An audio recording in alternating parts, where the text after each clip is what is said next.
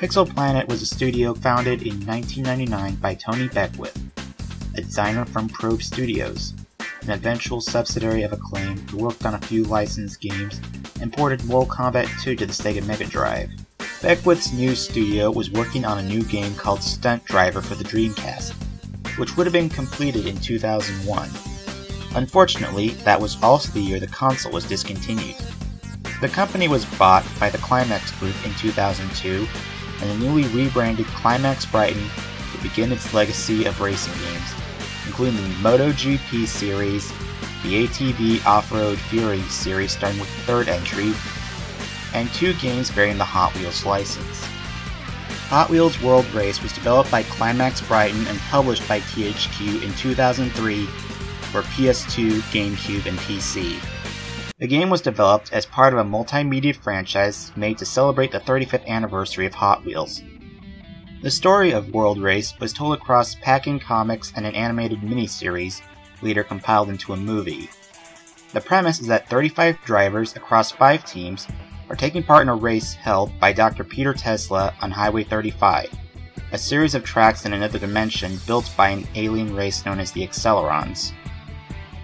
The game boasts some cool level design and a killer soundtrack combining rock and electronic, most of which is derived from the aforementioned miniseries. In other words, if you enjoy futuristic racing games like Wipeout and F-Zero, you might get some enjoyment out of this. That being said, World Race is quite possibly one of the hardest games in the Hot Wheels franchise, even compared to Stunt Track Driver. For one thing, the League mode is the true test of will. Each league you play makes you replay the tracks from the previous league in addition to the new ones, and on top of that you only get a set number of retries per league, with the elite level having only 1 retry, and you have to redo the whole league if you run out. This kind of difficulty feels archaic even by 2003 standards, as games at this point were moving past lives in favor of actually making the levels challenging. The game also makes some refinements to the stunt system. Gone to the flat spins, now you can only do flips and rolls. While the stunts do give you boost, you'll gain less boost by doing the same stunt twice. When doing a fresh stunt, the game prompts you to enter in a button combination. Perform 3 of these combos and you gain a burst of speed. Unlike previous games, the boost can only be used once it's full and it's depleted after 1 use. In addition to stunts, the boost can also be filled by collecting rings. Collect 50 to unlock a new car, collect 100 to unlock another. This is one of those games where your mileage may vary, and I'm not sure if I should recommend it because of its music and worlds or not recommend it because of its difficulty for a game aimed at young kids. Despite my nostalgia for the World Race series, it's not my first choice when it comes to Hot Wheels games. Hot Wheels Stunt Track Challenge was the second Hot Wheels game to come out of Climax Brighton, now known as Climax Racing, and was also published by THQ for PS2, Xbox, and PC in 2004.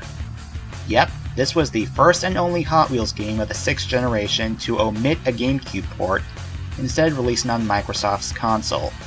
The plot is that you are part of this TV game show where you race and perform stunts to win the championship, complete with his wannabe Chris McLean and his Cambot. This game features vehicle customization, which I'm sure has a lot of kid appeal. That being said, it's limited to wheels, paint, and decals. I'm not expecting Forza here, but I think they could have done better in this regard. Not all the decals are especially suited for their cars. They're confined to their respective hotspots, and you can't mirror them, forcing you to manually scale each side decal and hope for the best.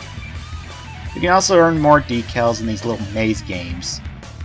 As for the actual gameplay, the racing appears to be modeled after arcade games like Daytona USA and Cruisin' USA, with timers and checkpoints, which makes you wonder if they were planning on making this an arcade game.